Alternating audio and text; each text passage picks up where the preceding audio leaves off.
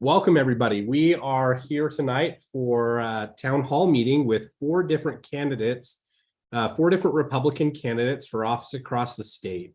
Really excited to get to chat with everybody tonight. We'll get right into everything, and we'll start with Laurel Fetzer. I hope I said that right, because as a JFIT, I need to make sure I get people's names right. Yeah, Laurel Fetzer. Laurel Fetzer. Okay, Laurel, really appreciate you you coming on here. You're running for state school board in the District 5, and maybe just tell everybody a little bit about yourself. There's no incumbent in the race, so it's a wide open race, and I think people are really interested to hear about you. Awesome. Well, District 5, I don't know, should I mention, like, it covers a big part of Murray, and then most of South Salt Lake and the west side of Salt Lake. Usually it's like 5th East West, and then a big part of West Valley. So all the way out to like 5600 West. It has a big part of Magnet, but it seems like it's mostly commercial area in that area. So that's District 5. And I am a mom. I've been a parent in the Murray School District for about 20 plus years. I have 4 kids. I have 3 boys and a girl, and my youngest is a senior this year. So we're just finishing all of our kids getting through school. And I've been a very active volunteer in my schools. I've been in charge of PTA at Parkside Elementary 3 different years, and Murray High School 4 different times. And I've been on the Murray High Community Council, and I've been in charge of the Murray School District Science Fair for the last 4 years that goes up all the students that participate and go to the University of Utah for the science fair. So I've always been kind of an advocate for academics and wanting my kids to do well in school. So I feel like I've always needed to participate and help that along however I can. So I'm also a nutrition professional. I'm a registered dietitian, and I have a part-time practice in functional medicine, teaching people how to help heal their bodies. And I'm kind of concerned about the direction of education. And as a parent, I would like to be a voice for conservative values to come to the state school board. So my platform is that I am standing for academic excellence and improved teacher workloads, simplifying their responsibilities, and improved parent transparency with schools and teachers. So those are kind of the 3 points that I am really advocating for. That's great. You know, I'm a parent myself, and I think a lot of people who will vote for you are, obviously. And so those things are really important. And I love the fact that you're, involved in and have been involved for a long time. I would never have guessed 20 years of having kids in school, but that's awesome. We need people who have real experience with the school districts in the school district. So that's great. I definitely come from a parent viewpoint. I've done a little bit of teaching and subbing. But some people have asked me, are you a teacher? And I'm like, I'm not, but as a parent, I really am appreciative of all my great teachers that have helped me.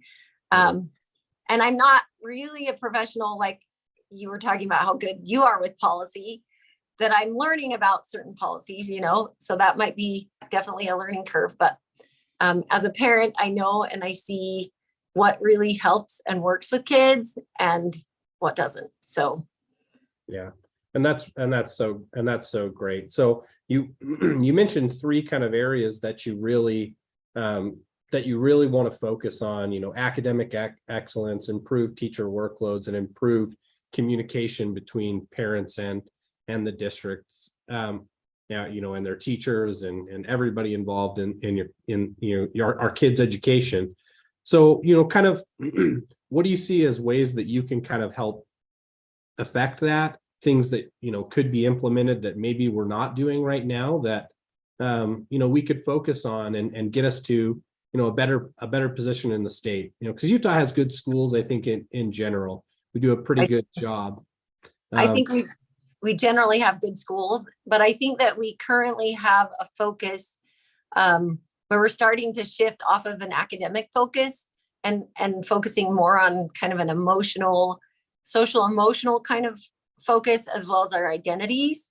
Mhm. And I feel like that's really distracting because it gets exclusionary. We kind of are focusing on certain groups instead of let's work on every individual and make sure that every child has what they need to succeed, helping improve our literacy rates. Like if you look at our numbers in the Utah, like USBE website, they do like overall literacy, math, and science proficiency rates.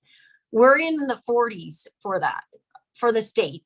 So we do have some schools who are doing really good and some schools that aren't, but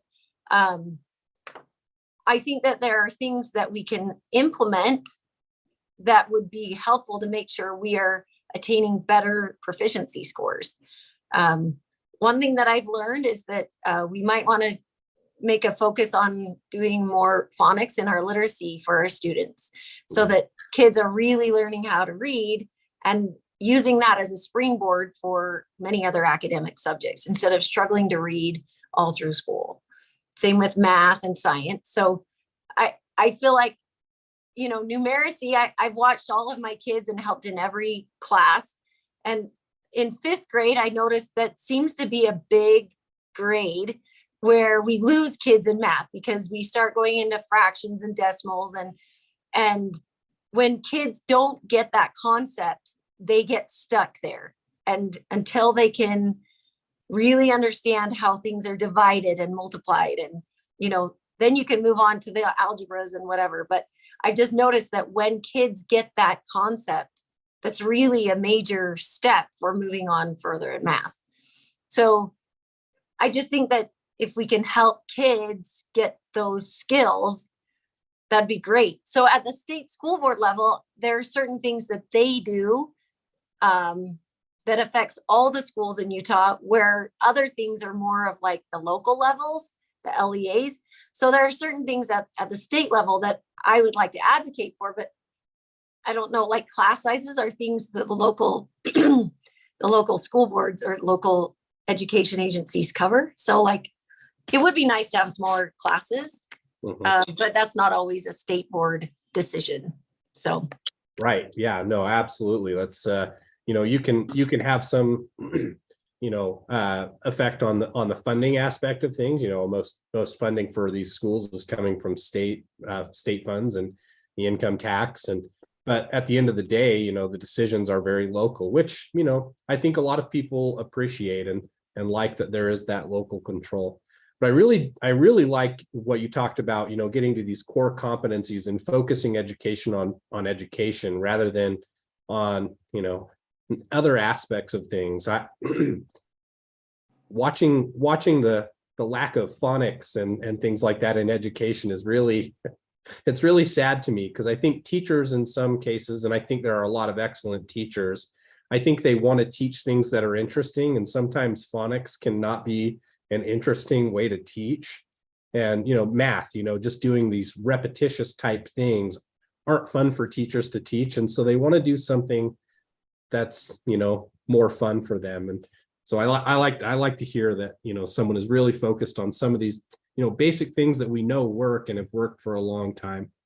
You mentioned improved teacher workloads. How do you think the USBE can kind of help with that aspect?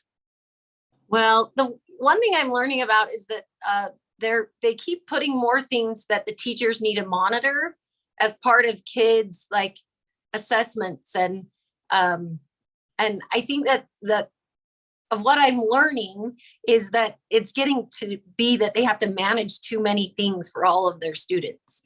So I'm learning what all of those are, but we need to really have teachers who can really command their students so that they're not overburdened with recording data or any kind of assessment every day so that they're able to teach their, subjects and the age groups that they've been, hired to teach.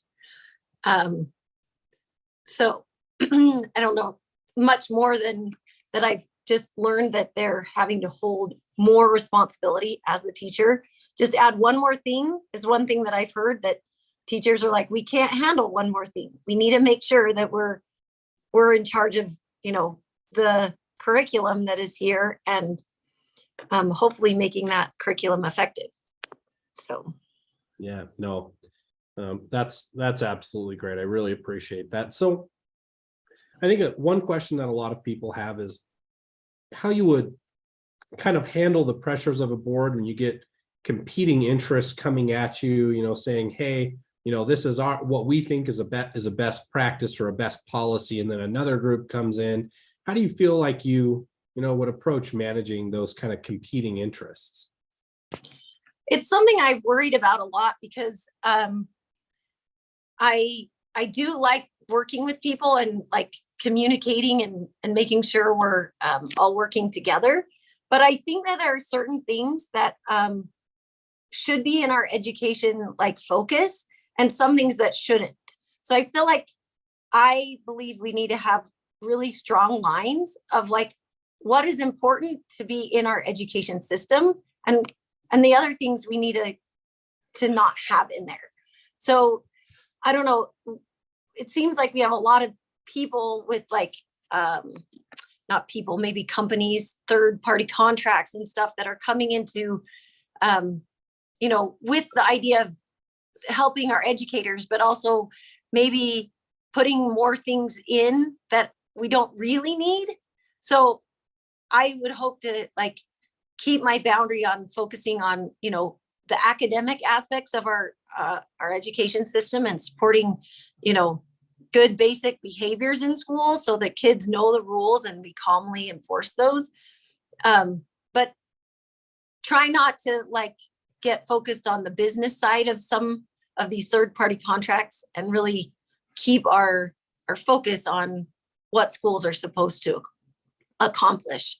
And that is to really educating our kids. So I don't know, that might be kind of a general question, or general response and not as specific, but I really would like to, keep some good boundaries in that area and make sure I focus on my decisions on what really needs to stay in our schools.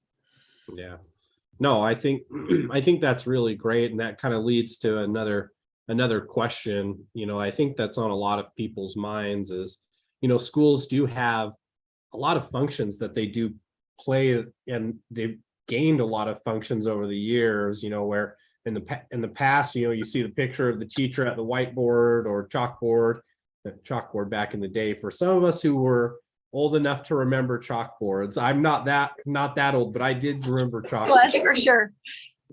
But you see the teacher at the chalkboard just helping people with kind of the repetitious parts of math. But schools now are asked to do a lot more. We do lunches and breakfasts, and there's school counselors, and I think a lot of people are wondering, kind of how the state school board can help define some of those boundaries for schools, specifically maybe with counselors, and what parents, how parents' role, what parents' role is in interacting with those different services, I guess, that schools provide these days. Yeah, well, I am a real advocate for the parents to be the primary caregiver of their children, and they should be interacting in every decision that's made when it comes to a counselor, when it comes to any kind of mental health. I personally think we need to really have that bright line rule that schools are for educating, and we don't need to add more to their plates of having all these services. Like, we shouldn't require our teachers to be in charge of the food and the mental health of our kids, though you want them to make sure everyone's doing well and make sure that they have good environments in their classrooms. But there are times where we are excusing the parents out of their role And we really need to keep them in there and make sure that any decision that's made for their children, they are a part of. No, I really appreciate that point. I have a son who a 5-year-old in kindergarten, and he's my oldest. So I'm just starting the public education journey with my son, and my son's in a special needs kindergarten class. And so, that's a class that needs a lot of attention. And it's hard for these teachers, but I think, helping them and helping teachers and being involved with your kids and making sure you as the parent are the one who is helping lead their, education. I feel like that's so important. I know a lot of people feel that exact same way, regardless of their kid's situation, they want to be involved. Yeah. And they know their kids the best. So, I mean, before starting school, there have been years and years of interacting and learning. Not every kid's the same. That's true. And some kids respond to certain things one way. And we appreciate as parents, having a two-way street where you're like, this kind of doesn't work for him, or, but also appreciating the services that they do provide as teachers. So, I really think that teachers need to be kept in the equation, and especially when it comes to other decisions that don't have to do with necessarily what's happening in the classroom. Yeah, education is just a collaborative thing, and it should be. And like you said, teachers are so valuable, and they do great things. I think everybody has a fond memory of a teacher that they had growing up, and I have several that I can think of off the top of my head that were, instrumental in things in kind of my trajectory in life. But at the core of it all, my education started first with my parents, and they loved to read, and so that made me love to read. They loved history, and so I grew to love history. And so I think just understanding that balance is something that we've kind of lost a little bit in some places, I feel like. Yeah. So. Yeah, I do think it's interesting because I love your parents love to read. My parents love to read. I didn't love to read much until I finished school. I did read, but it wasn't like, oh, I'll go open a book when I don't have something else to do. But I have a sister who just finished her PhD in English, and I finished, I have a master's degree in nutrition. So I loved chemistry and math and science and stuff. And I was like, I never want to take an English class again when I'm done with school. And she's like, I never want to take a math class again. But right. But I think that my point is that we do have that learning that comes from home and from the school, and we need to make sure we support that both. Yeah, absolutely. I think another thing that, has always been surprising to me is how little, people understand, or, school teaches some basic things that are just necessary for being a citizen of the United States, the state of Utah, whatever city you're from. I live in Bluffdale. And so how do you see USBE's position on civics education, and how can we kind of bolster that so that we can, make sure our kids come out and they've got real world skills to meet what we need, as citizens in in this great country? Yeah, I would really like to see all of our students be able to pass the same test that any person trying to become a citizen of the United States has to pass to come live here. I don't know that that's necessarily happening. I know that they all have to take, my daughter's finishing her civics and government class. That's a half-year class. But I don't know. I would love to see more of a constitutional based understanding, how our government was set up, and just making sure that everyone understands the founding of our nation and how that all happened, and that they really start respecting the uniqueness of the American politics. So for selfish reasons, I want people to know how taxes work better, because I deal with taxes in my day job all the time. And the level of tax education, but maybe we don't need to get into that at No, the we just get to all pay a lot of them. we No, did. yeah. Anyway, but it wouldn't be bad. I think that I love the idea of making sure we have more financial literacy with our students. I love the whole idea of teaching kids more about entrepreneurship as well, because then they learn and they really appreciate the work that goes into a job. They can manage money. They can understand like how much time and effort things take. I personally do that with my own children, and I think that that's invaluable. And I know we have financial literacy, but that's kind of what I stand for, that I think our kids need to become good, independent, working adults so that they know how to, be self-reliant themselves.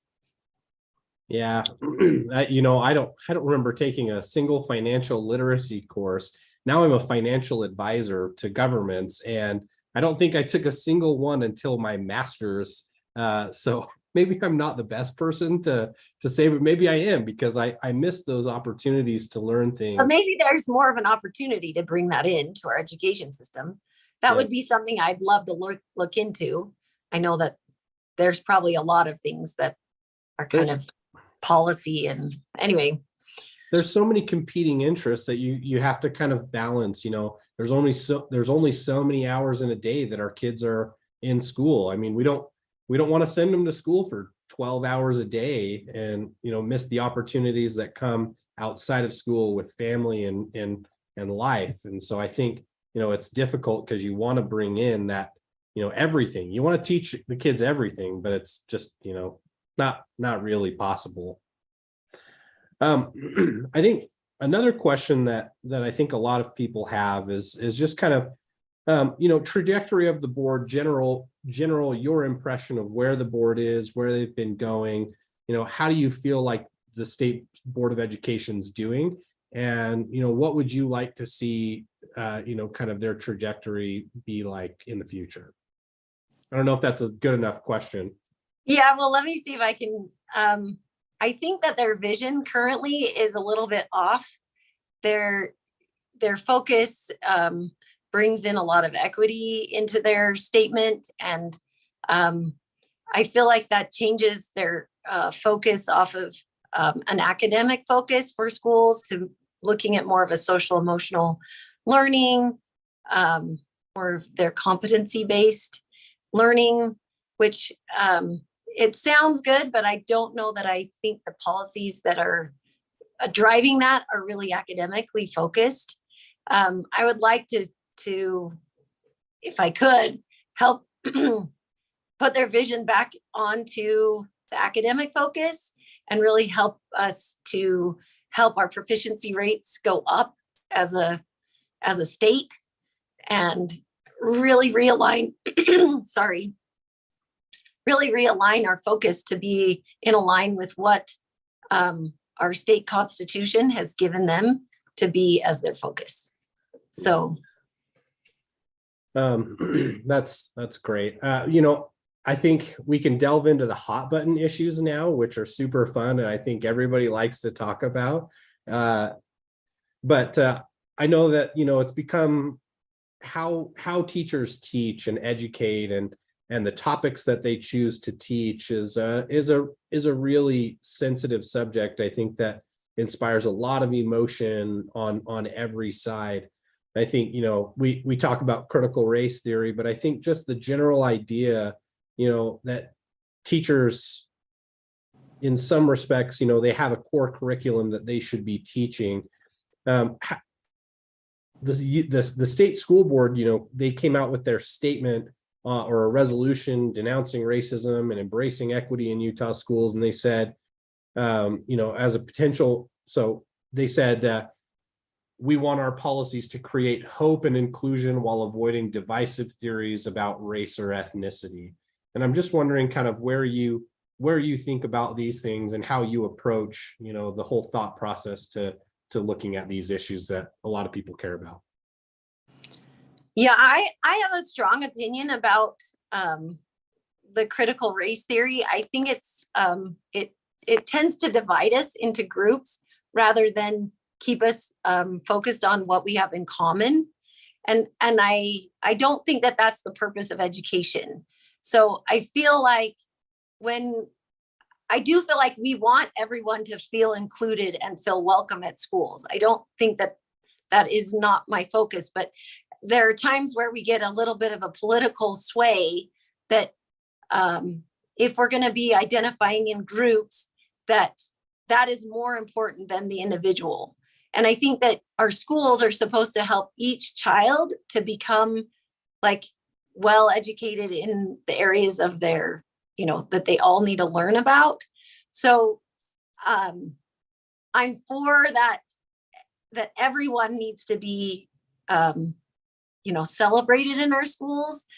But I think that the whole critical race theory is not the method to do that. So I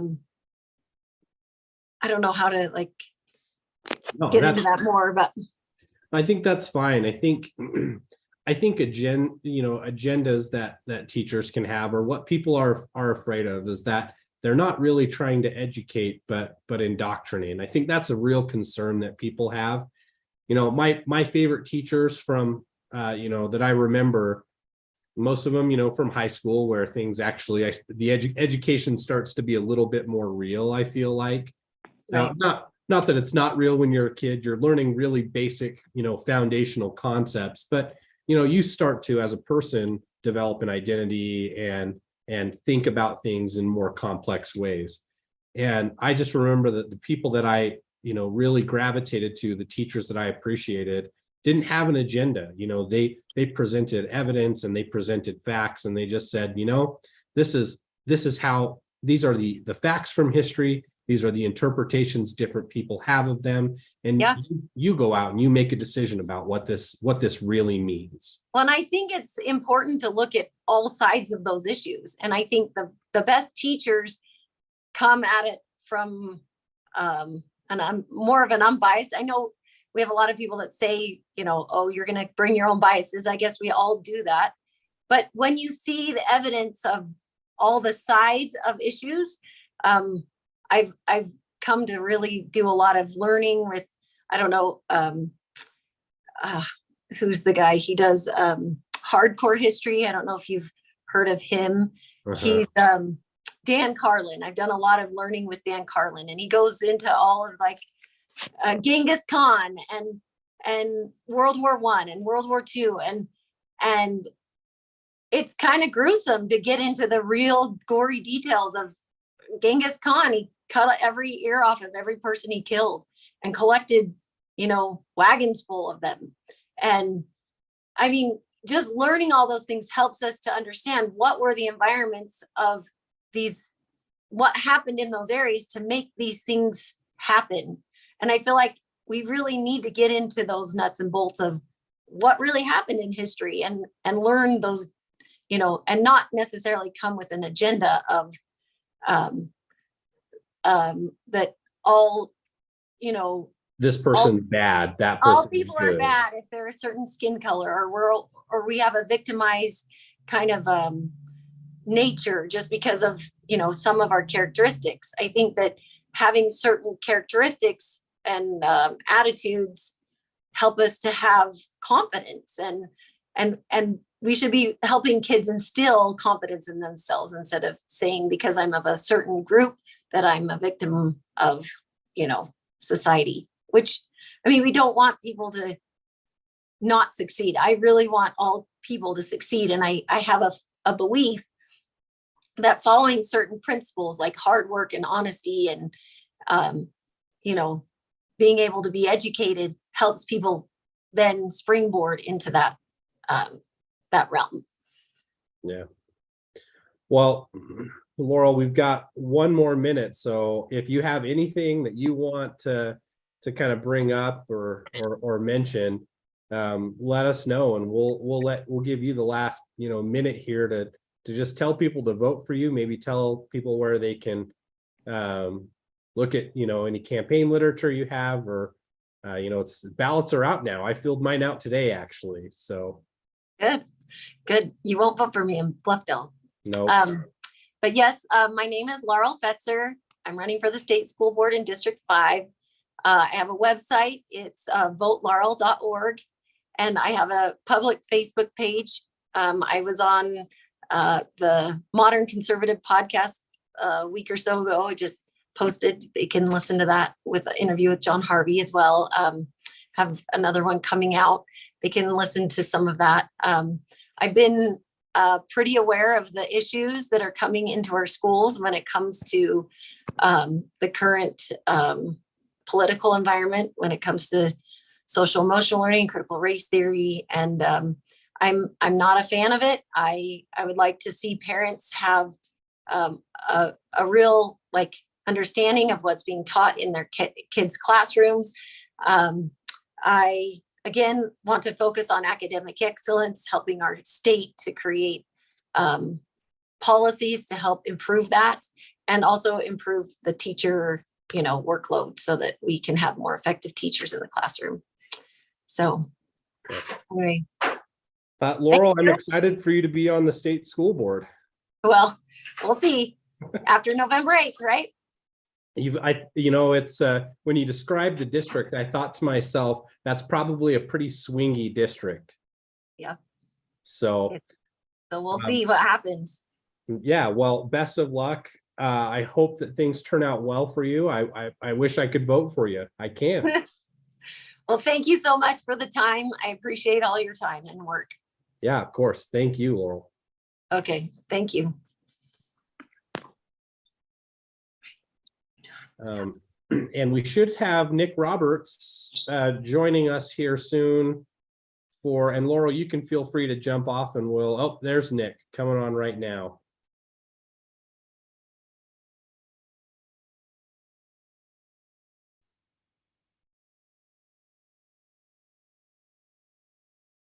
Nick, I think we've got your audio now. Can you hear me, Nick? Okay, so can anybody hear me? I can hear you. Can you hear me? Very, very low right now. Oh, okay. I'm checking my email too, just to see if it came through on my email. Nothing came through on my email, so I'm connected by my phone. Okay. Well, sorry, I'll try to. I mean, I don't want to shout so people on the YouTube are Let's see. their eardrums are Why broken. can't I connect?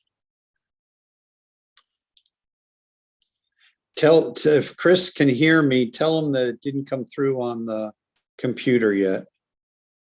Yeah, I don't know if he's still on right now. Oh, okay. But I don't know if you're okay if we just kind of go at this. Uh-oh, now what did I do? You lost the video What there. did I do? Okay, I'm sitting here. I am trying my damnedest to figure out what I did wrong here. Standard mic mode, wide spectrum. You might want to push if there's a speaker button. Okay, let's see. I wish I was better at this. Let's see. More. Chat, disconnect audio, no. Oh, fudge. Never fails. I am going to pull my hair out. Let's see. Yeah, nothing came through on the email. Great. All right. You should have Let's see if gotten it went to one my from. junk. You should have gotten an email from me, Nick. Okay, it didn't go to junk. No, it's check treasurer at SLCoGOP. That should be the email you got it from. I can barely. Go to the email should have come from me, Nick. Okay, let's see. Should be treasurer at SLCoGOP. Okay, nothing came through on email. Can I type it in on Chrome? You should be able to, if you open up Zoom, Nick, it got sent to trainer637 at Hotmail. Right. Oh, there it is. Hold Okay. on. Maybe join our cloud video meeting. Zoom. Always allow. I may be getting this open. Launch meeting. Connecting. Meeting host will let you in soon. Yep. You might Let's want see to. if this works. As soon as you get in, Join you'll with want to. computer audio. Got it. There we go. Great. And and we don't have video on your camera though, Nick. We don't? Okay, hold on. You guys are going to bring me in the 21st century if it kills me. It'll probably kill me. Perfect. Okay. Am I there now? You're here. Can you hear me well? I can hear you. Great. Well, Nick, let's jump right into this and just tell everybody a little bit about you. You're running for county sheriff here in Salt Lake County. And why don't you just tell everybody a little bit about yourself and your background and qualifications for sheriff? I would be glad to. So that everybody knows where I'm coming from. I have been a public servant here in Salt Lake County in the Valley for the last 45 years. I started here in 1977 as a Salt Lake City fireman, then went on to be a Riverton City police officer when they had a 15-man department. Then in 1980, they had disbanded the police department at Riverton and went to test for Salt Lake County. Tested and was hired by Sheriff N.D. Pete Hayward. Spent 30 years on the Salt Lake County Sheriff's Office. Progressed through several positions at the Sheriff's Office. Was promoted to sergeant. Tested for range master. I then built the Salt Lake County Sheriff's Range. Got the land donated, saving the taxpayers $7.5 million. That's what it's estimated at now. We built the inside of it, added a second story. We have 5 environmentally safe ranges, and the officers will be able to train there basically forever. We're surrounded by BLM, which is one of the reasons I picked that piece of property to work on. We have our own off-ramp to it. Then in 2010, we became the Unified Police Department of Greater Salt Lake. I've been there since. I'm currently working in Mill Creek and Holiday Cities as a daytime sergeant. I'm an FBI National Academy graduate, a weapons expert, a training expert. I sit on 3 boards in Washington, D.C. For the Body Armor Initiative.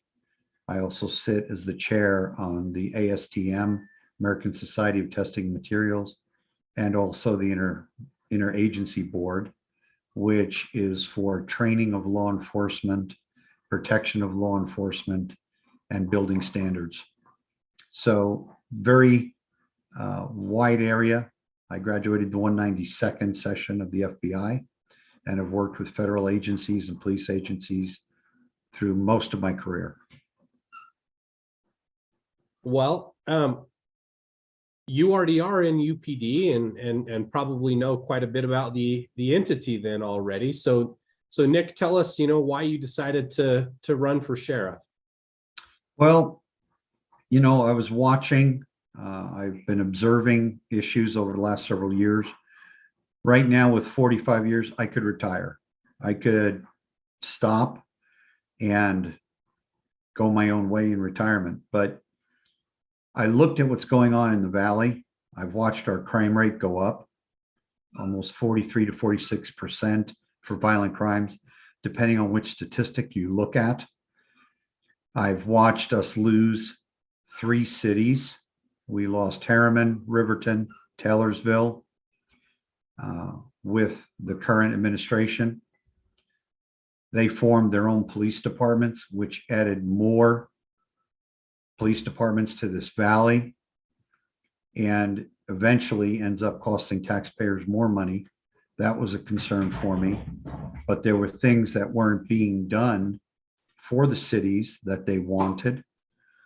Those issues, plus the current state with what's going on with the transient issue, the mental health issue. I looked at it and with my background decided that it was time to step up. I shouldn't just complain about it. I should do something about it. So I decided to run for sheriff. I filed on the last day of filing. And as most of us know, they moved the time frame up a week, which almost got me. I saw that my current sheriff Sheriff Rivera was unopposed. And I felt it was time to stand up for the public and the people of this valley. So I filed, and I'm honored to be on the Republican ticket. I want to be able to serve the independents, the Democrats, and the Republicans. I think we can all come together on this election. I think this election, more than any other election we've had, is going to be probably the most crucial to what's going to happen in this valley. Yeah. And so what are some kind of policies that you see, Nick, that you want to focus on, and things that at UPD that you think are vital? And well, first thing, we need to fix what I believe is a broken jail. My opponent has made comments that she's not in charge of it. Well, she is. She's the sheriff. That's her responsibility. She has the responsibility to meet with the judges, set up the protocols and what is going to occur. And when we have criminals, and I am all for outreach programs, rehabilitation, and getting people where they need to be, but they have to be looked at. We have to judge each situation, each time a prisoner goes into the jail. What are they being brought in for? Is it a violent crime? Is there accountability? Are they going to come back when it comes time for court? Right now, it's a revolving door. They're in and out within hours. There is no bail bonding in Salt Lake County right now.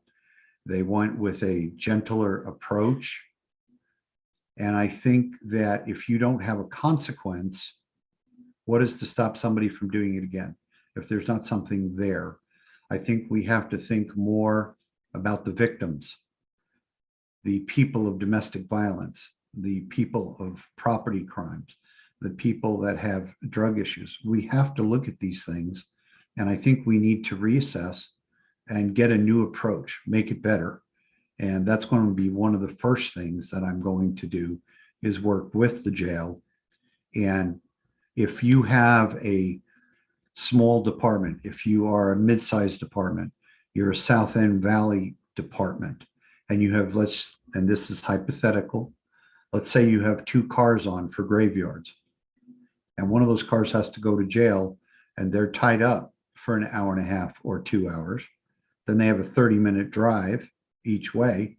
That's taking one of the cars for your protection off the road for a lengthy amount of time. We have to correct that issue and make sure that we keep our cars in the areas that they need to be in. yeah. I know an issue facing a lot of departments right now, and UPD is no different from this, is salary and pay for the officers. And that's a tricky issue. How do you see that? How do you see yourself approaching that issue, and kind of maintaining the staffing levels that you need at UPD? Right now, over the last year and a half, there have been the raises for the UPD to keep us competitive. I think right now on the scale, UPD is, I think, number 5 or number 6 on police pay. That actually is significant to the public, that we are up there, that we do have the men and women that want to stay and work with that. Pay is always an issue no matter where you go. And we don't want to get into a wage war. That doesn't help anybody. I think that right now there were several cities that did step up and did provide the increase in pay for the officers of the UPD. That was a very big step, because there was the threat of losing younger officers for pay. We want to encourage those officers, give them the pay that they deserve. Public servants, they're on the line all the time. They can be spit on, they can be cussed at, they can be attacked, we can be assaulted, we could be on the side of a road protecting an accident and get hit by another car. So these things all add up. And if we give our officers the benefits, insurance, the pay, college reimbursement tuition is a big thing.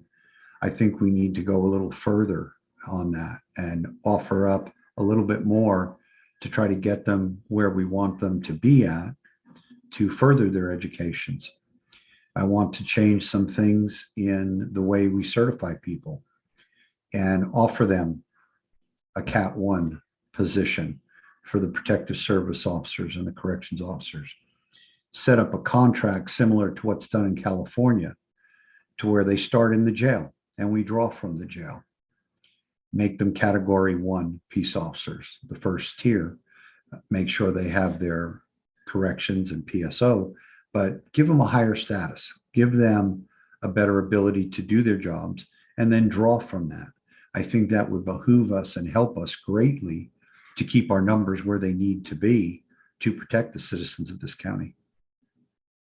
You know, that's a really interesting thought. You know, I know a lot of school districts, rural school districts especially, have training programs where they can train teachers in those areas, because it's hard to get a teacher, you know, in a rural part of the state. But I think that general principle is a really great one, where, you know, they allow the sheriff to build up this staffing and train people in the job in a way that makes sense. So I really like that idea, Nick. And I wish I could take credit for it, but you have to look at Orange County, California, and LA, and that's where they draw their officers from. And it gives a little bit of extra to that corrections officer, that he knows that PSO, protected service officer, that they have 3 years, they're in one position, then they can step out of it.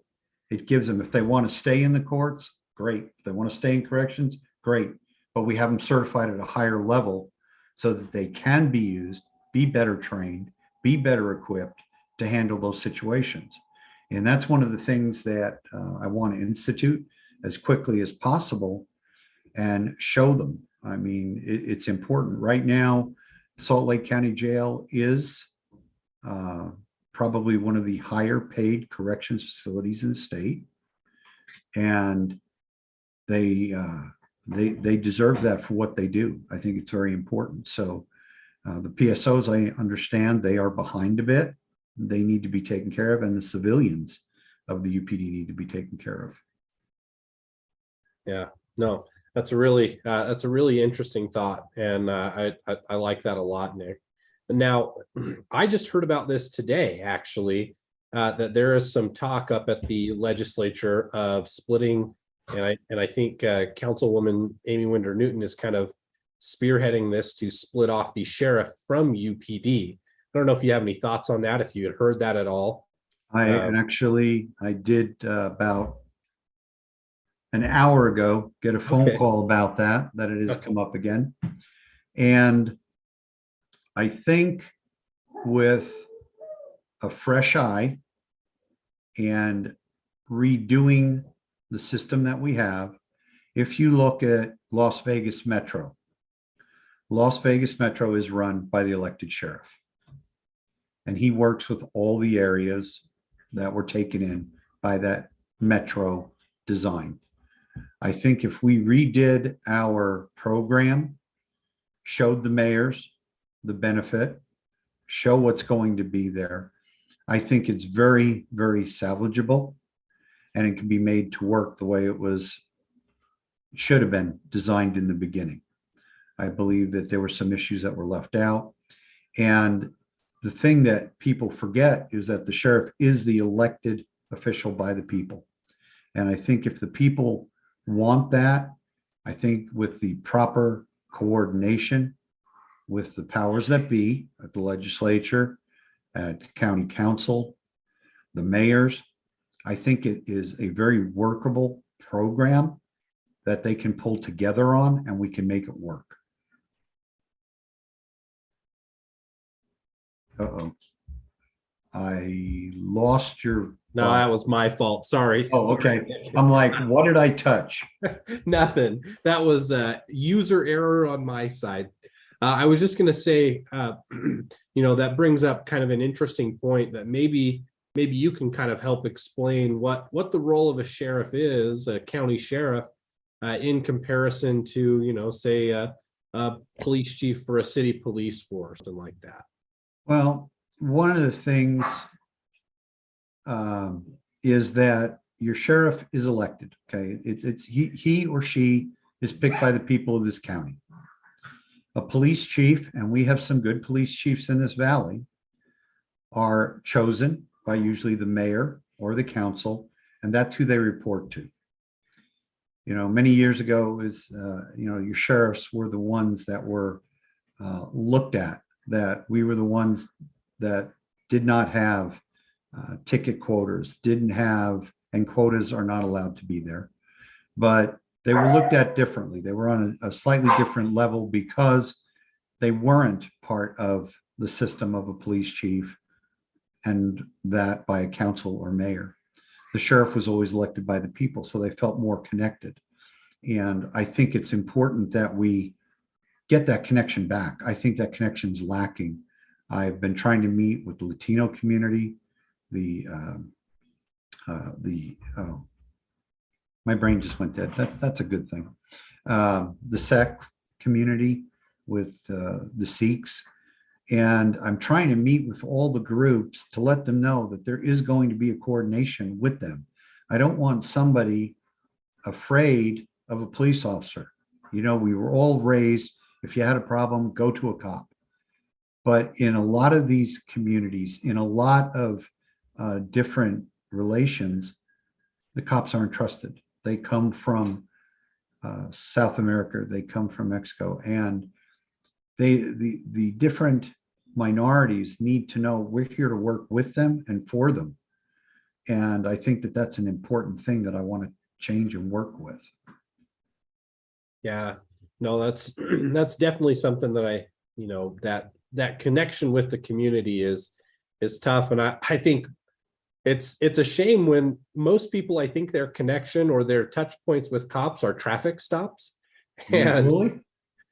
or they can be negative interactions. It's a traffic stop, or it's an arrest or something like that. And so I think that ability to get out in the community and talk to people is such a valuable thing that I think people care about. But I don't know, maybe that's something that you could maybe address, Nick, is this kind of balancing act that the police, our police have to do, where they look at an issue and they say, okay, I have to enforce law, and I have to be a kind of the bad guy or the enforcer in the room, and how do you build that relationship with communities when you also have this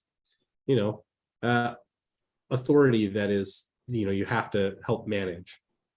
When you look at our legislature and you look at things like domestic violence, a police officer's hands are tied, and the law is extremely specific. You look at the Gabby Patina case, you look at other cases that have occurred, and there are times that your officers go into bad situations. One of the things that was done in Cedar City is the police chief down there. He was speaking at the UPOA conference that we just had, because it was the 100 years that the Utah Peace Officers has been in existence. He has all his officers in Cedar City certified as CIT officers, so that they have a better understanding of the mental health issues. And what's a CIT officer? Critical incident training. Okay. And it is designed to help, and we do more training on autism. We do more training on interaction. And I think that that's a key that we have to get to if we're going to help the mental health issues in this county, if we're going to help the communication between the officers and the public we serve. We need to be out there. We need to be in our areas and meeting and talking. It's been many, many years since we did neighborhood group meetings. We have the Night Out Against Crime, which is great, but I think we need to take it a step further and actually set up meetings in and with the public. So I want to get to that. Yeah. As a parent of a child with autism, I really love what you just brought up.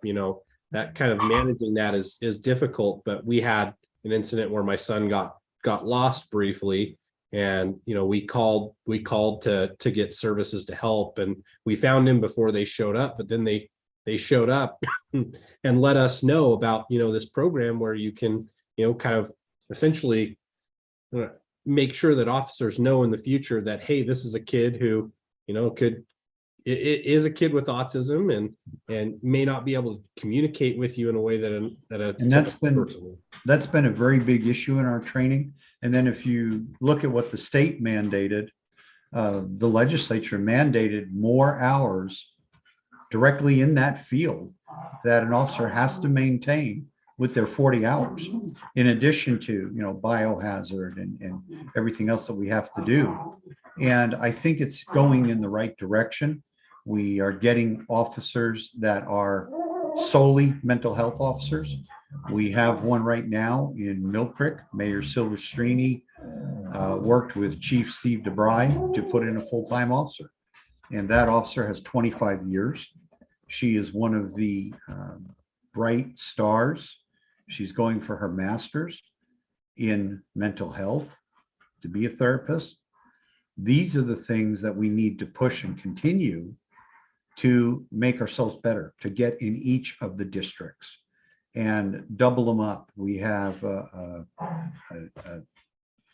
clinical licensed mental health worker that rides with those officers from uni on a contract. And it's important because if you don't have experience with a child with autism, I have a nephew, and you don't appreciate what a parent has to go through until you have to deal with it yourself. And the non-communication, the non-verbal skills, or the biting, the fighting. And I've had it. I've been there many times in my career. These are the things that we need to focus on and continue. And now we have body cams across the board for all the officers on the department. And body cams are one of the things that I have believed in for years that can show you another view. Now, they are one-dimensional, but they do show. And I think that that's important.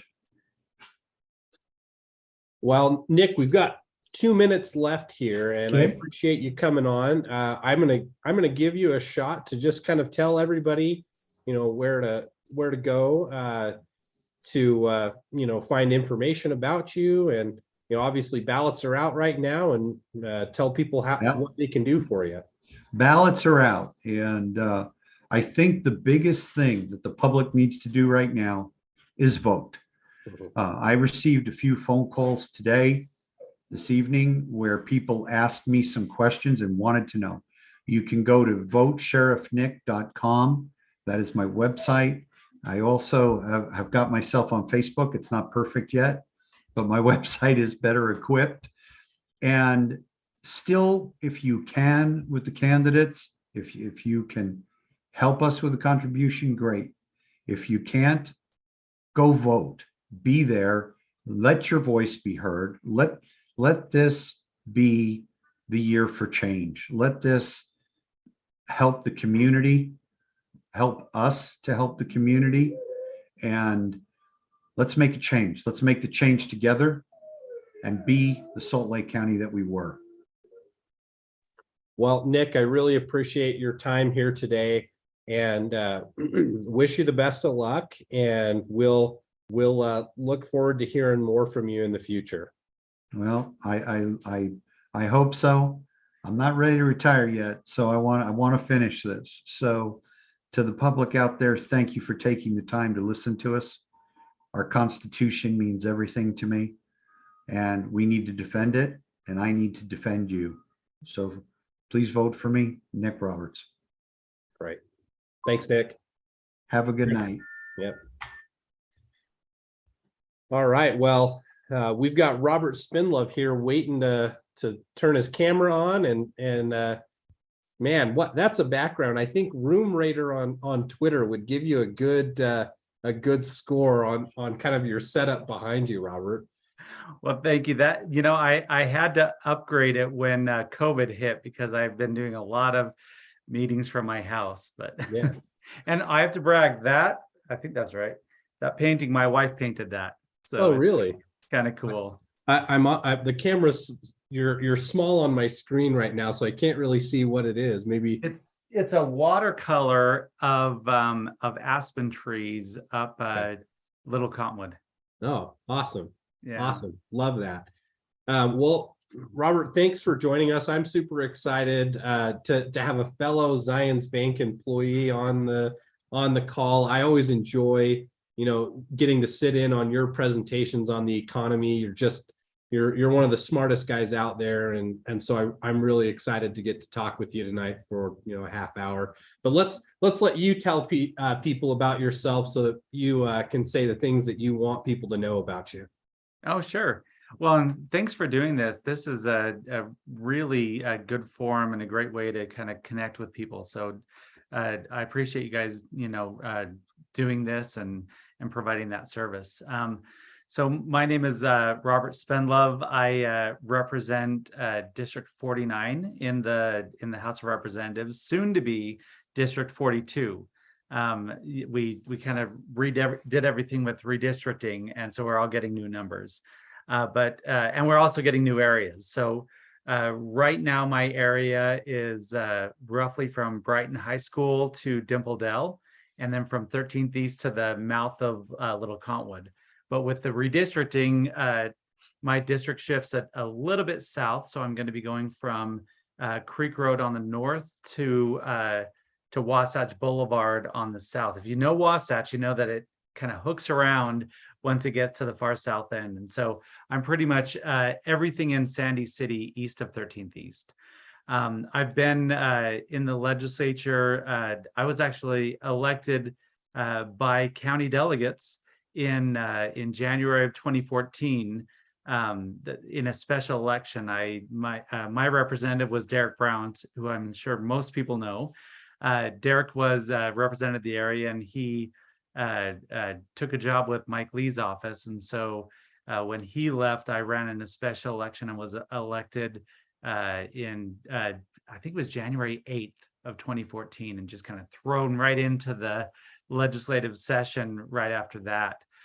So I've always been a strong proponent of our caucus convention system. The delegates picked me, and I've been honored to serve them and the rest of my constituents for the past few years.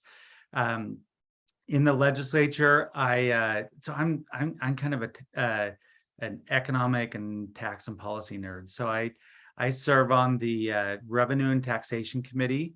I've served on there for several years, and I was the chair a few years ago. I also serve on the Health and Human Services Committee. I've served on that one, I think, as long as I've been in the legislature. And then the Public Education Appropriations Committee. And then just last year, the Speaker asked me to step into the role as the vice chair of what we call the Executive Appropriations Committee. It's essentially just the budget committee for the legislature. So I've been doing that for just about a year, and really enjoy it. I've had a good time. Professionally, I'm, like you said, I'm the senior economist for Zions Bank. And so I kind of monitor and report on what's happening with the economy. Before that, I worked most of my career in the governor's office. I was in kind of a technical role. I was the state demographer, and then I was the governor's chief economist. And then later on, I was the deputy chief of staff for state and federal relations. So I ran the governor's Washington, D.C. office, and then also the health reform coordinator and the policy director. So just kind of, you can see I'm kind of my entire career has kind of been economics and public policy. So it's kind of fun. I get to do my economics with my professional job and then the public policy with my legislative service. So anyway, that's kind of my background, but Well, it's been fun. I heard something recently. So I went to lunch with Juliet Tennant, actually. Oh, and she's one of my favorites. well, she said she taught you everything you know. Well, so when I was the governor's chief economist, she was the senior economist for legislative research. Mhm. So we've worked together for a long time. And then after I left being chief economist, she took my place. Okay. And then she went over to the Gardner Institute. Now she's down at higher education. Juliet is great. No, she is. I thought that was a pretty funny comment that when she made that. It's but probably kind of true. I mean, there's only a few of us in the state.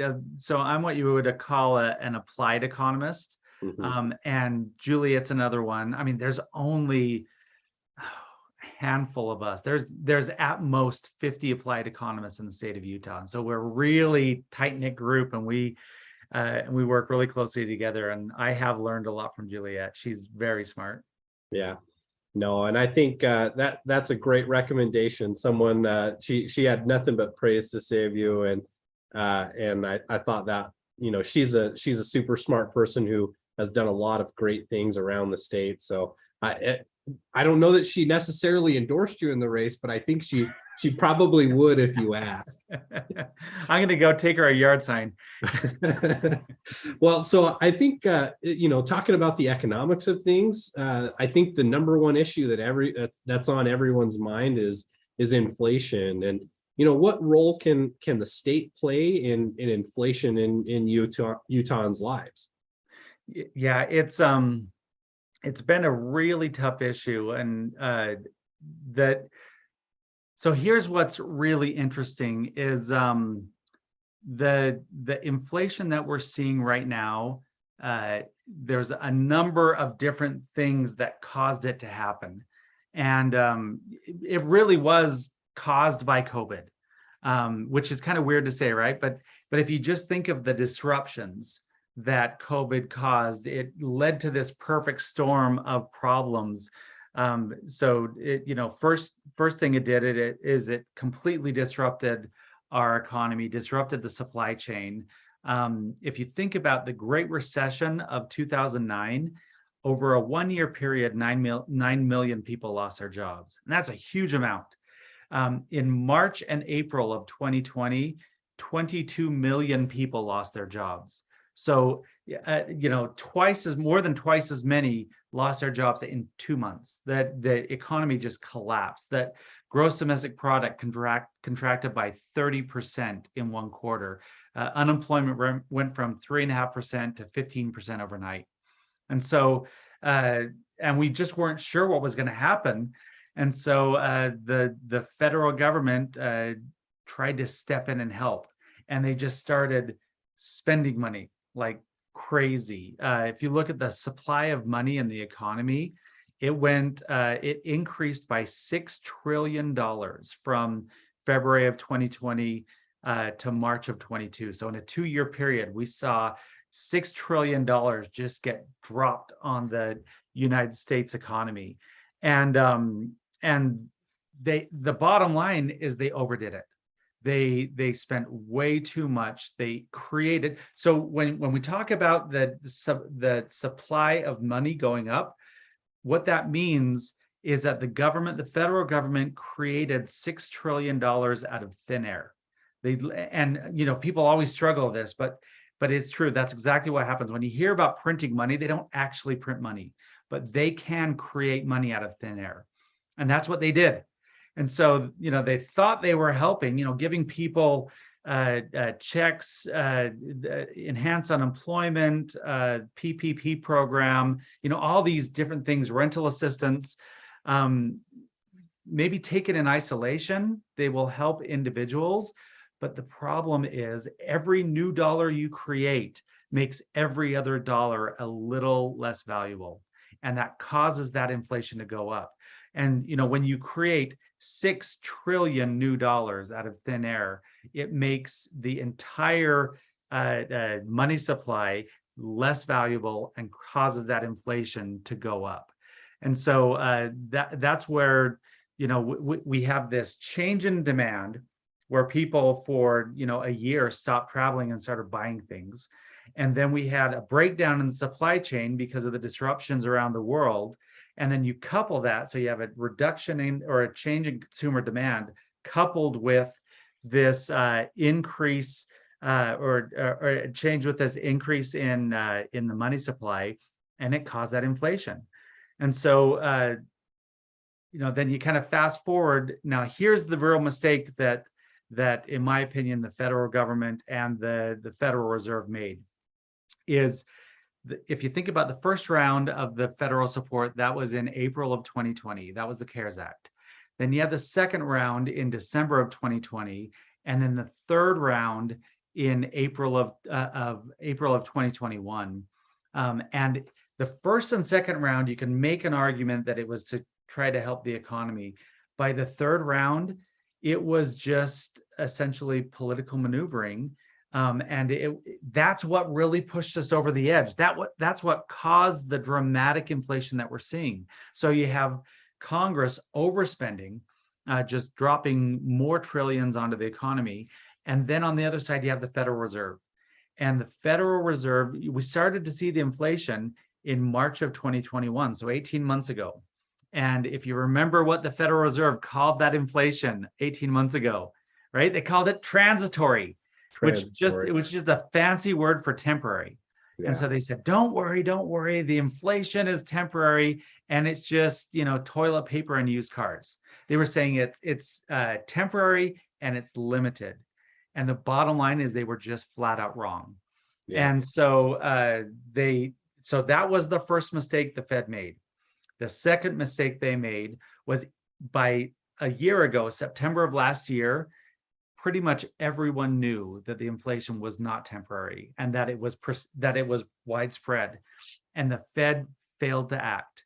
They knew that it was a problem, and they didn't do anything about it. And they didn't start taking action until March of this year. They didn't even start doing anything until 6 months ago.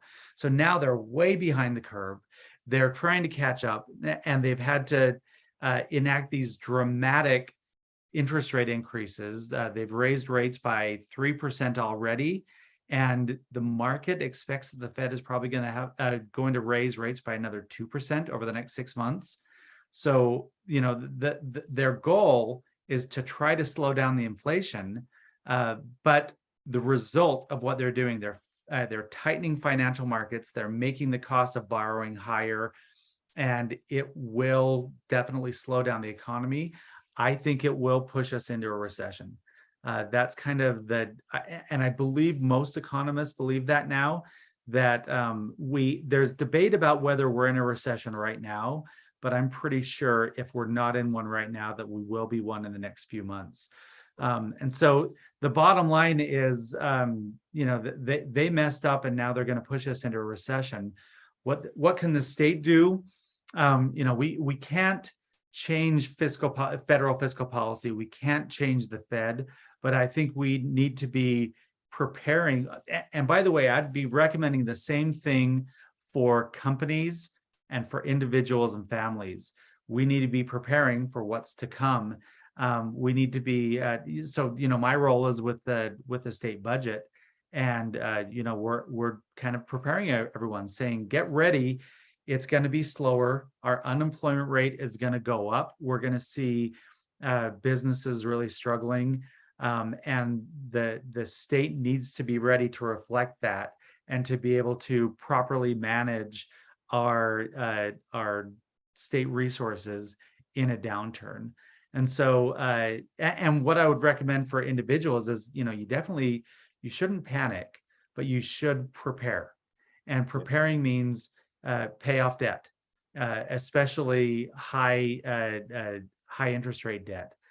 Have a budget, have a plan. Don't just go out and spend on anything without a plan. And then I think we all need to be very cost conscious. We need to be thinking about ways to be more careful about what we're getting. I'll tell you, I was just looking at the inflation numbers. The price of eggs has doubled in the last 2 years. It's now $4.25 a dozen. It used to be about $2. The price, and it's kind of like it's what you're buying that week. I bought underarm deodorant. It's now at Smith's, it's $6 each, and it used to be $3. So we're just seeing these, and so that's where you say, okay, maybe I need to go to Costco, or maybe I need to be, figuring out different ways to do things, cooking more food at home, or finding different ways to do that. So that's what I would recommend individually, and also that's what I'm really pushing at the state. Yeah. So I saw recently, I think it was yesterday in the governor's in a press conference he talked about potential for a tax cut next year. I know sales tax numbers have continued to rise, and I think you'd see that with inflation, because you've got this nominal inflation, dollar value of everything is going up, and as long as people still have that excess savings and that stimulus money saved away, they can keep spending higher amounts, and that helps the state's coffers. And one thought that I kind of had was, well, does it really make a lot of sense to do a tax cut, that is effectively similar in its effect to, providing people more money? And maybe that's a political hot button that we may not want to jump on, but it was a thought that I had when I heard that, maybe on the margins it could potentially be inflationary, but Utah is a small part of that inflation, and so maybe there's this kind of this effect that while it may push it slightly in Utah, the larger aggregate effect in the country is more important. Yeah, and I'll tell you, this is something that we've been talking about for the last few months, and I think it's going to be one of the main discussion topics leading into the next general session. Now, well, I'll just start off. I'm just speaking for myself, right? I'm one member of the legislature, but I kind of view that government revenue. It's not the government's money; it's the taxpayers' money. And if we're taking in more than we need, then we need to send it back. So I think I am a strong advocate for continuing to cut taxes into next year. So I think the question, and by the way, I don't think you'll find you won't find many Republicans that don't want to go in, that don't want to do this. Yeah. And so the question is not whether we should cut taxes, but what's the best way to do it? And there's a lot of different options. Do you cut the sales tax? There's been a proposal to cut the sales tax on food. Do you cut the income tax? There's a lot of people that are concerned about the property tax. We've seen property taxes just skyrocket with the increase in property values. Another idea is a tax rebate. Where we literally, if you bring in too much, you say, hey folks, we have more than we need. We're going to send you a check for the amount that we over collected. I personally kind of like that idea. It's a way to say, it's not an ongoing revenue impact, but it's a way to get that back to the people. And yes, it's true, it will drive inflation. But if you think about it, let's just take a round number of $500 million. If the state sends a check, so there's roughly 1 million taxpayers in the state of Utah. If we've got $500 million that we want to send back, that's $500 per taxpayer. That could nominally change the inflation a little bit higher, but what do we do with that $500 million if we don't send it back to the taxpayers? Well, what we're going to do is we're going to spend it, and we're going to drive inflation that way too. If we put it into roads, if we put it into buildings, if we put it into other things, it's still going to go back into the economy, and it's still going to drive that inflation. Really, the only way not to drive inflation is if you take that money and kind of put it in the corner And we've done a lot of that. We put a lot of money into our rainy day funds, kind of the state savings account. Yeah. But if we do anything other than essentially put that money in a corner, it's going to drive inflation. So I'm not as worried about that as I am giving people, especially if the economy is turning down, which it is, giving people kind of that support and giving them back the money that they overpaid. No, I really like that kind of framing and that thought process and kind of, framing questions in government. There are a lot of technical ways we can approach things. And I think sometimes I get in my head and I think about technical things because I work with the technical side of government, with government bonds. And so, but I think, it's really valuable to have a value framework to come at that. So I think I think I appreciate that about you, that you have this value framework that works with your policy expertise to do that. You brought up another hot button issue, which is income taxes versus sales taxes versus property taxes, and how the state manages that going forward, with sales taxes, on that upward trajectory, or with income taxes on the upward trajectory, and being constitutionally earmarked for education. And again, I don't want to get you in trouble with anyone here, Robert, but how do you think the state manages, that aspect of its budget? So it is one of the struggles that the state has had. It's one of the struggles that we've had in managing the state's budget. Utah is the only state in the country that has that constitutional earmark for, and maybe I should back up a little bit, just so everyone's on the same page. There's a lot of different ways that revenue comes into the state. And the two primary methods for the state is the income tax and the sales tax. Now we also, government gets the property tax, but the property tax overwhelmingly goes to local government. So when you pay your property taxes, it's pretty much collected by city and school district and county government, and it goes to schools and the water districts, Robert. And water districts and sewer. Yes, exactly. We can talk about that later, but yes. But so the state primarily deals with our main revenue sources are the income tax and the sales tax. And I think it's 70, 80 years ago, the state decided to put in the Utah Constitution that all income taxes would be earmarked or set aside for public education. And it's been that way ever since. And so the question, this has been a debate for the past 30 years, has been, do we want to continue to have that lockbox of income taxes going just to education?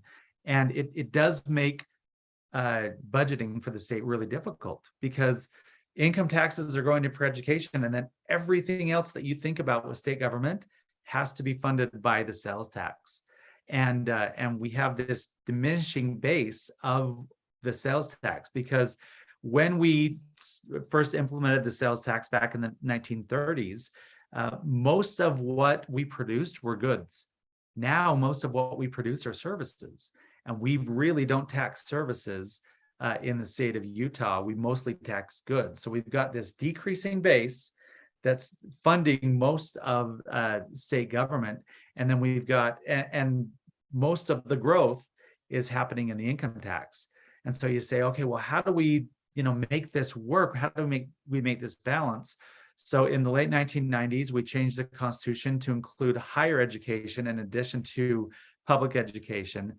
And then just a couple of years ago, we tweaked the Constitution again to say, in addition to public and higher education, we can also fund services for children and some social services. In fact, I was the sponsor of that bill. And so now that, again, the question is this the right balance? Do we need to change it again? There's some people that are saying that we should just change the Constitution again to just say all revenue is brought together in a big pot. We call that fungible in finance, right? But I don't want to use technical terms, but essentially you just bring it all together and then figure out how to put it back out. Again, we're the only state that does it this way, so it is really unique. It's worked really well, and it does help us have a strong commitment to public education.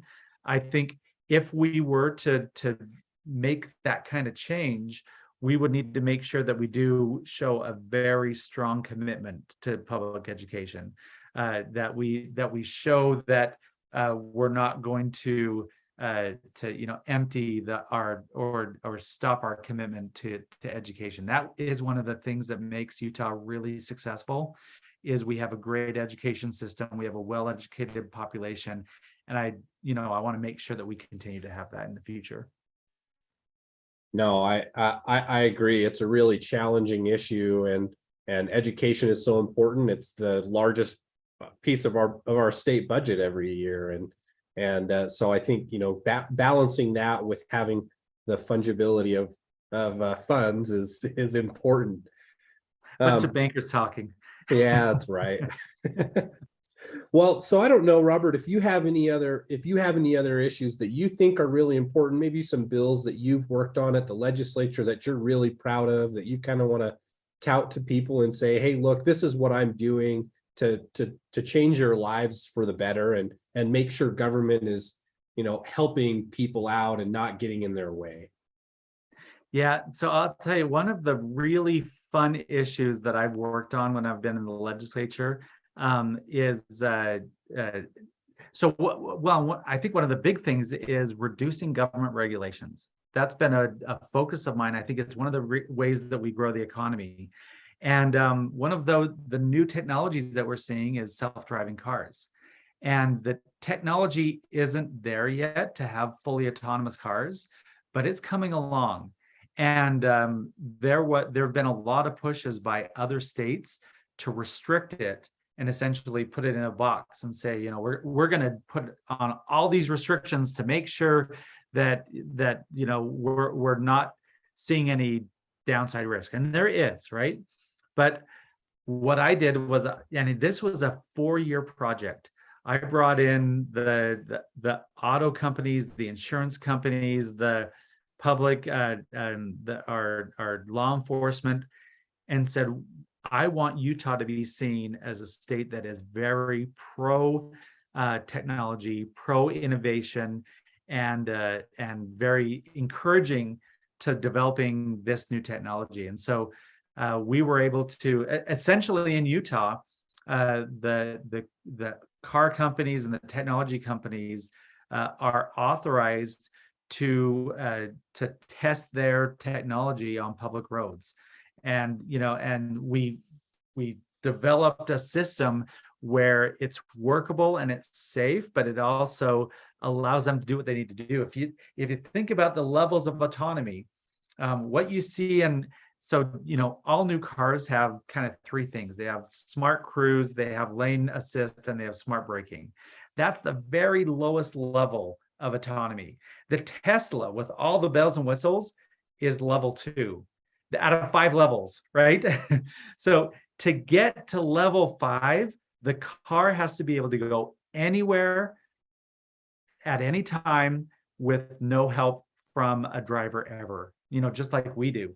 To be able to do that, and this is what I said to them. I said, okay, how are you going to get a car from Salt Lake City to Park City in a snowstorm? Because people do it, and they can't do it right now. Or how are you going to get a car from the mouth of Big Cottonwood to Midway on that windy road, or over a dirt road? I mean, there's so many great conditions in Utah, everywhere from the low desert to the high mountain. There's no better place to be testing out this technology. And we've got the innovation, we've got the technical abilities. And so it was a really tough process, and it took years and years to do it.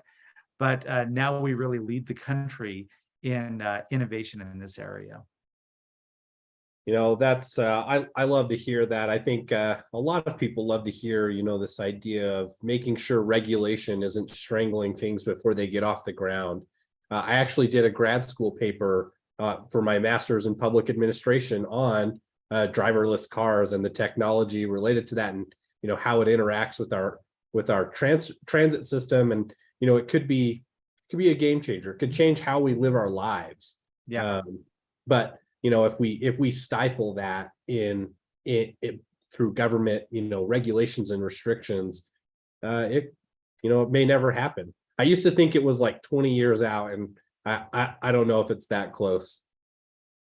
It is tough, but I'll tell you, I was just watching an interview with Elon Musk yesterday. He's developing, he wants to take us to Mars. He wants to have a permanent settlement on Mars. To do that, you need 1 million people on Mars.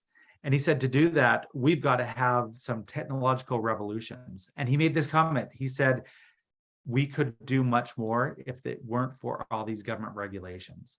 And he said, we've got to figure out a way to speed this up and get this technology moving.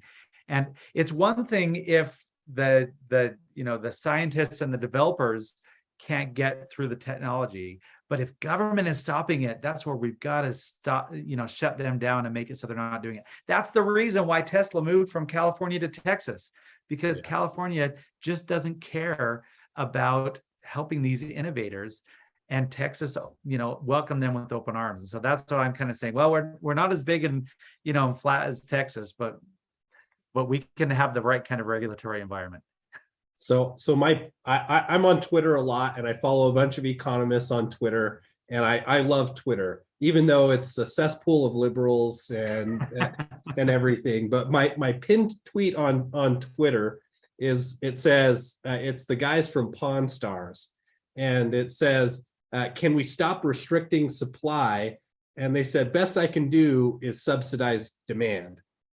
And I think that, as a government, if we can get to the point where, we don't do that, we don't restrict supply while also subsidizing demand and push things up, I think that would be, that's my ideal position to be in, is making sure regulation doesn't kind of create artificial price increases or just, this net negative on anything that we're trying to do and we find important. Yeah, I totally agree. Well, Robert, we probably are getting close to done here. We've got Dan McCay on next, so maybe I'll save the water question for Dan, the property taxes and water for Dan. Well, he has a bill on that. I know. I won't talk about it, but I didn't want to steal his thunder, but it's pretty cool. Maybe you can just kind of tell people a little bit about where they can find out more and about you. And I know ballots are out, so it's kind of the point where it's just vote for Robert Spendlove, and maybe just go ahead and tell people. Yeah, and I have a website, spendloveforutah.com, or I actually bought up a bunch of different ones, so you can type in robertspendlove.com, or ballots have hit, and so in fact I've got mine right here. Nice. So please, I love your support. I love public service. It's been an honor to serve in the legislature, and if you're in District 49, soon to be 42, I'd love your support, and I appreciate your vote. Well, no, I appreciate you getting on today here. I've got a presentation on inflation that I'm actually giving at Utah Association of Special Districts here in 2 weeks, and you helped validate some of the points that I think I'm making there. But I really think it's so valuable to have somebody with your expertise in the legislature and understanding that policy background while still having really great really great fundamental values that mesh with. I think it's become a little cliche to say the Utah way, but I think you have that. So, but it's true.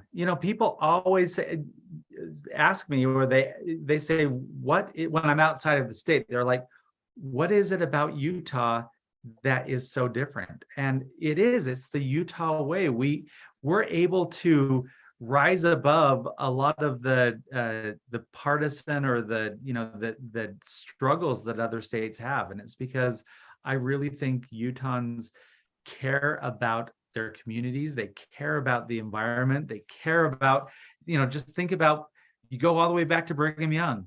He said, we'll make the desert bloom like a rose. That, if you really think about that, it's not just about water.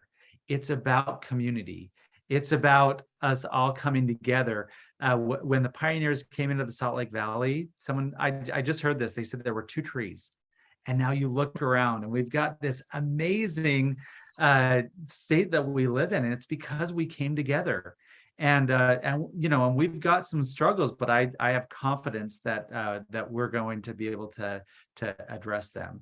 And Dan McCay will be the solution to all of those. Well, again, really appreciate you coming on, Robert. And this will be on YouTube for forever. So now people can see 2 bankers talking about inflation and fungibility for a long time.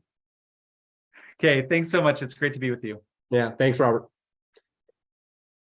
And Dan, we've got you here now. I think you're muted. Oh, there you go. Yeah. How's it going? Good. How are you doing, Dan? Living the dream. How's it going? It's good to see you guys. Yeah, it's good to see you as well. We just had Robert Spendlove on, and we were talking tax policy, and your name came up for a reason that you probably might guess. And maybe we'll start with more of an introduction and let you introduce yourself, and then we can get into the fun questions about stuff you're doing up at the legislature. Sounds good. I just got to make sure I get my campaign sign right in the background here. Yes. It's perfectly viewable. It's my great background. Anyway, there you go. And I like it. I just have a really boring background, so I added the Earth from space to the back for me. Seems reasonable.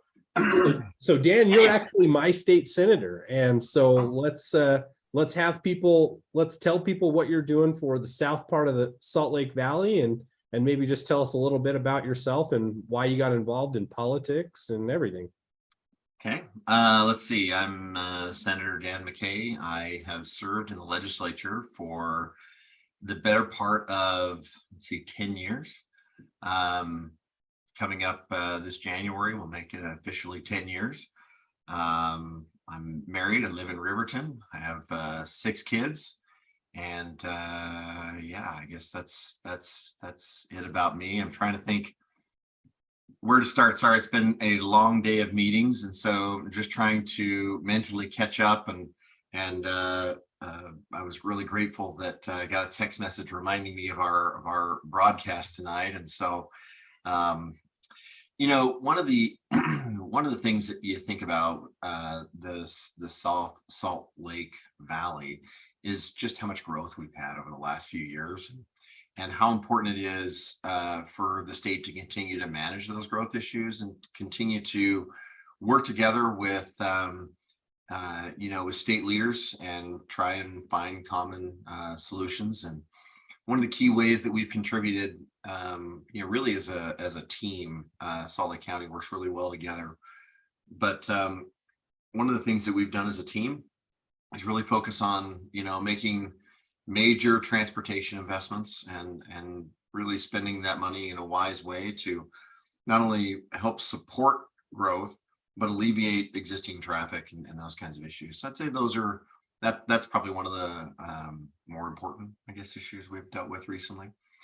But when you think about just policy and things that we've done, Robert mentioned it, but for a better part of my legislative career for the last 6 years, I've chaired revenue and taxation. And been over really the implementation of the state's taxes. With one exception, I had very little, if anything, to do with tax reform, and there's a lot of reasons for that, but some that I'll go into at another time. But we're looking at some substantial tax breaks or tax changes this next legislative session. And as we work through all of those, obviously my eyes are on trying to save taxpayers money and try and return more of their money to for them to keep and spend with their families. Yeah, No, that's great. We're having a very tax heavy night tonight then with you and Robert Spendlove, but maybe before we get into the nitty gritty, the policy type stuff, tell us kind of, how you approach any kind of issue, like a general thought process, or, your values and how being a Republican kind of influences how you approach any kind of legislative task that you have. Well, I think I'm not sure that my partisan affiliation necessarily impacts completely how I look at policy, but I'd like to say that, I have a few litmus tests that I'm always, I'm constantly looking at. But, number one, when any policy comes forward, I'm trying to figure out its impacts on everyday Utahns, on everyday families, and how do those policies specifically impact them?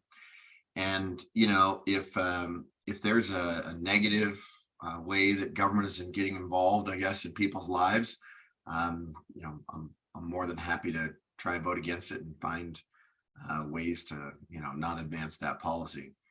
But some issues, even though they seem like they're well intended, maybe not still be the best way, for the government to get involved at all. And so, so it's important to kind of strike that balance as well. And I think probably most importantly, though, is that, constantly, going back to principles of limited government and, looking at ways that however we implement any policy, that the government has the smallest footprint, the lowest impact on, the average everyday Utahn or Utah businesses. Believe it or not, most businesses in Utah are small businesses. And we try to keep a lot of our policies focused on making sure that not only is Utah a friendly state for business, and I say big B business for large employers or whatever they may be, but it shares on par with a lot of our small businesses as well, and that Utah maintains and is continually a friendly place for people to start businesses and build things for their own family. Yeah, I think I saw once that the Provo-Orem metro area was one of the highest rates of business formation in the country. And Utah is that it's a place for small business and just innovation in general. So I really appreciate kind of that thought process there and approaching how we govern and do things in Utah. Well, Dan, I know you're getting involved with water districts, and years ago I had a professor of mine. So when Lieutenant Governor Henderson was a state senator, she actually came to my professor at UVU and said, "Hey, can you look at water at a certain aspect of water policy?" And at the time he said, "I can, but it's like dealing with the mafia." And and I have a lot of I know a lot of really great people who work with water districts, but tell us a little bit about what you're doing with water here in Utah. And it's such an important issue with the Great Salt Lake and Utah Lake and just all of the things that we have. So tell us a little bit about that. Yeah, boy, these are mafia sounds so aggressive and illegal or illicit in their activities, but it's probably not too far off. They aren't necessarily illegal, involved in illegal activities, but they do have an unusual amount of weight when it comes to balancing state water policy.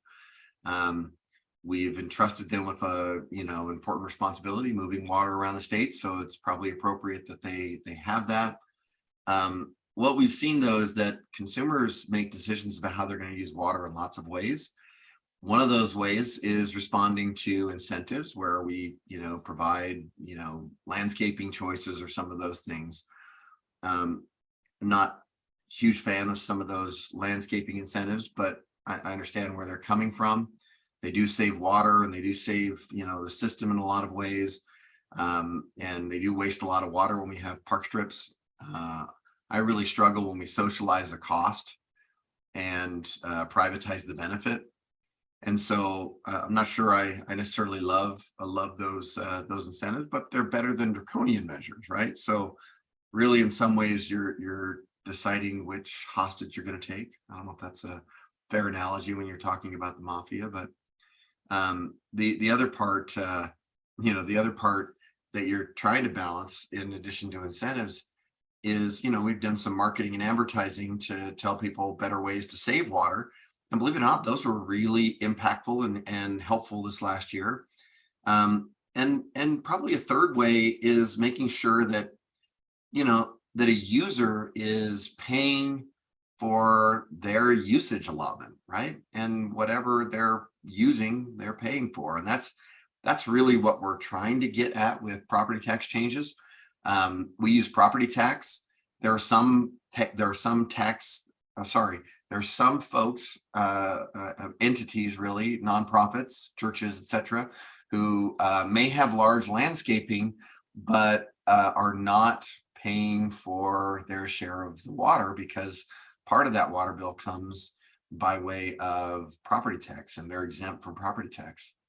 So, trying to balance that with the need to, protect the ability to build large infrastructure projects and those kinds of things.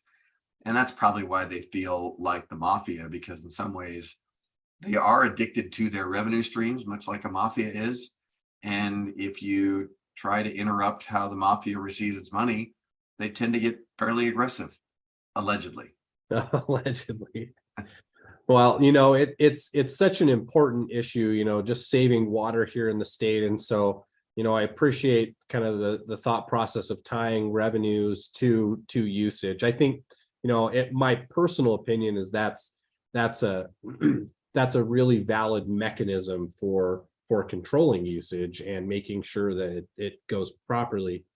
I wonder, obviously my professional job is dealing with municipal bonds, and I know, that might be a challenge, switching out those revenue streams and holding that. But maybe we don't need to get into that because that's really technical, Dan. But I'm going to say, Japeth, if you drive me into bonding, you're going to see everybody else. I mean, if we have more than one viewer, we'll lose that viewer probably to boredom and death.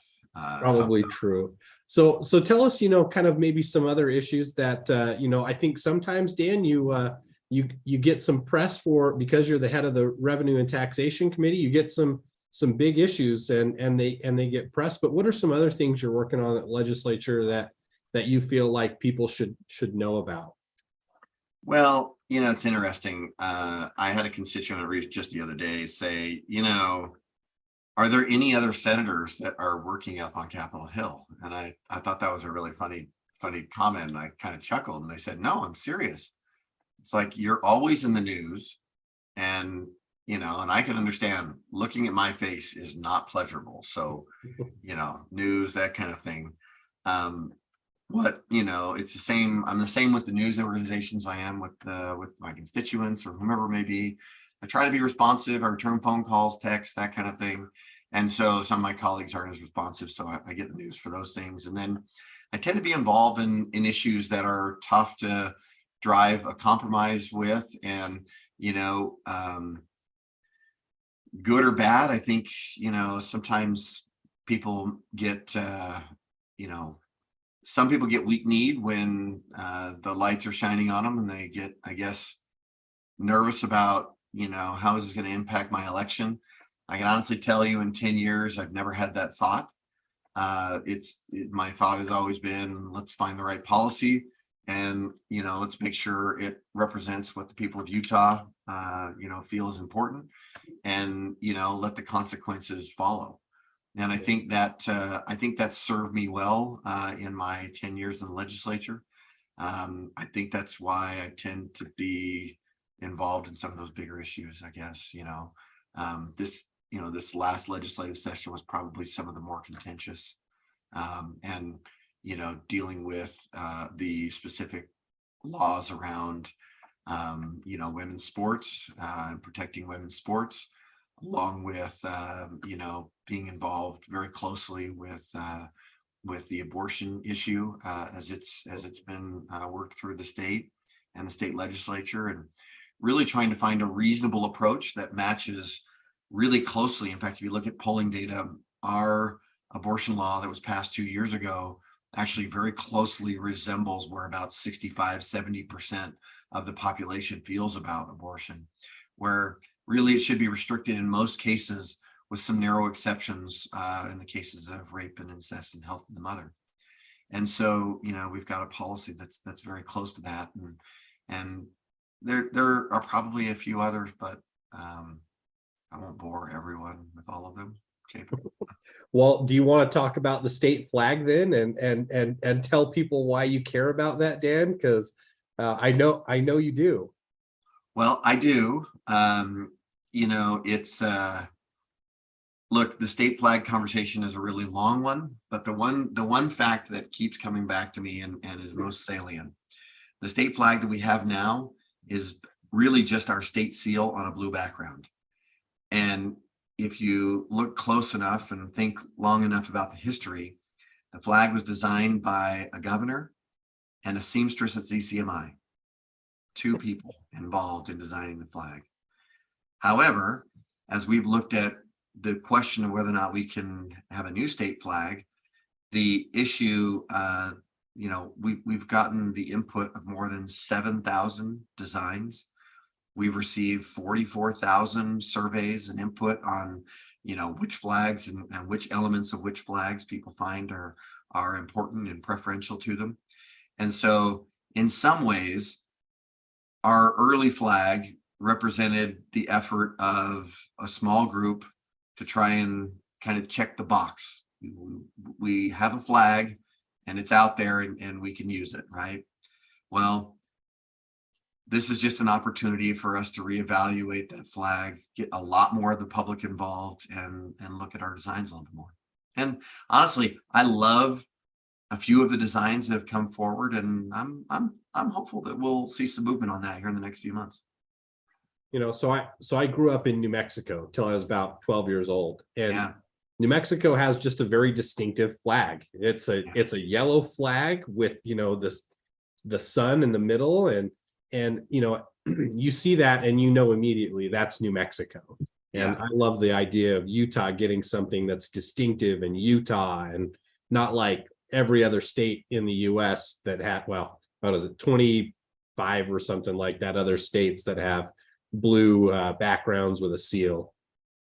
So this is my personal favorite. I don't, oh, you can't even see that. That's a bummer. I like the blue sky with the mountain and the red and the orange red bottom, but you know, I think I like to see government, you know, looking at things that you know, may not necessarily be, you know, huge issues, but I love to see someone who gets passionate about something that is I think what other people might consider a small non-issue, but I really appreciate that you've gotten into that issue and you care about it so much. Well, and it's interesting, you know, I've just been in meetings all day, really not all day, but about the flag today. And it's really interesting because honestly, I'd say the flag is just indicative of kind of how I do things. Things that sometimes may seem unimportant, but all of a sudden get a bunch of attention, the water tax issue, or, you know, women's sports, or like just go down the list. It's quite a thing, but I'm kind of like known as a bulldog a little bit. I dig into an issue, get into the details, and not afraid to tackle hard questions, and really kind of drive policy to get things done and make sure we've got a well-managed state. And so I think those are the things that, you know, to answer, you know, my constituent, I don't always plan to be in the press, you know, it's not purposely, I guess, seeking for cameras, I guess. But you know, I guess every once in a while, maybe a bulldog isn't so bad to have around. No, I'm an active Twitter user, and I know you've scaled back your Twitter use a little bit, but I do notice that every now and again, Dan McCay becomes the villain of the 80% of Twitter users who are liberals. Well, and I think that's an important role to play. I don't mind them chewing on my tail a little bit, and I guess it's appropriate, and every once in a while I can just wag them off and move on. Well, I do know that you've kind of, and I can tell that you've been very deliberate about how you post things on Twitter. You're very focused on, this is a thing that is happening, and that's what I am posting about here. To try to be more explanatory and be out there as a public official and be transparent about it, while also not maybe giving fire or ammunition to opponents. And I really appreciate that approach to it, because I feel like too often, we'll get out there and we'll just throw our opinions and we'll just start fighting with people. But some places like Twitter just aren't, they're not really conducive to good conversation, productive conversation, or even, in honesty, a lot of conservative conversation, because there's just a lot of liberals on Twitter. Well, and I've just found that, look, I'm almost 50 now, which is crazy to think about. But, I guess I'd say in 10 years, I am learning better ways to communicate, that try to bring people along. I can still have conservative values, still do all of those things, and at the same time, constantly be trying to find better ways to communicate. So I still, every once in a while, you'll see a little bit of snark sneak through my Twitter exchange, and I hope people will forgive me for that. I just, look, you can take the boy out of Twitter, but you can't take the boy out of me, I guess, every once in a while. I don't know. Yeah. No, it's I think people appreciate in general just being able to communicate with their legislators and know that they're being heard. And so I think it's valuable to see people in public forums. So my dad was mayor of Cedar Hills when I was a kid, and he used to sit out in our front lawn. He built a small little patio type area and put tiki torches around it. He called it his tiki room, and he'd sit out there and he'd let people come and chat with him as mayor, and people always knew that they could come and chat with the mayor. And I always thought that was a really great way to approach residents, citizens who are the people that you deal with. Well, Dan, we've got about 3 more minutes here, but I'm wondering if there's anything else that, any kind of policy options that you're thinking about for the future, things that Utah needs to get a handle on. Obviously, you're already working on water issues, you work in tax issues and things like that. Anything else, I know that one issue that a lot of people have is related to, local control for zoning and accessory dwelling units and things like that, and how you as a legislator kind of manage that balance between local control and making sure that interests for the state as a whole are served. Yeah, that is a longstanding debate all the time. In your house, probably even. I say my wife serves on the city council in Riverton, and so yeah, I get a lot of that conversation as well when the state is maybe pushing too hard on cities, those kinds of things. The hard part is, on the Wasatch Front, we used to be divided. Not divided, but there was space between cities, right? And now there really isn't anymore. Not till you get up north of Ogden, or really getting south of Springville, do you really find any space between cities. And interestingly, what that's done is it's made some of the problems that we have you know, it's easy for someone else to say, well, I'm going to let my neighbor city solve this problem. It's not going to be me because my elected official, or, my citizens won't vote for me as a city council person if I do X, Y, and Z. And so that's always the hardest part, is trying to make sure that there's housing for all of our kids, and at the same time balancing the local interests of wanting to make sure that there's, I guess, local control. I don't want anybody to be lost, though, not for 1 second. Everybody thinks, they think that sounds so great, local control. I hear local and that sounds lovely, but don't forget the second word. Control. It's still control. Yeah. And so everyone likes to argue about, really they're just trying to choose which terrorist to hold them hostage. And I guess, some would say the state is a terrible hostage taker. Okay, we can have that conversation. But in some ways, that local control element is still an element of control. And I laugh because, we have 104 legislators and a governor and a lieutenant governor, so 106 people, right?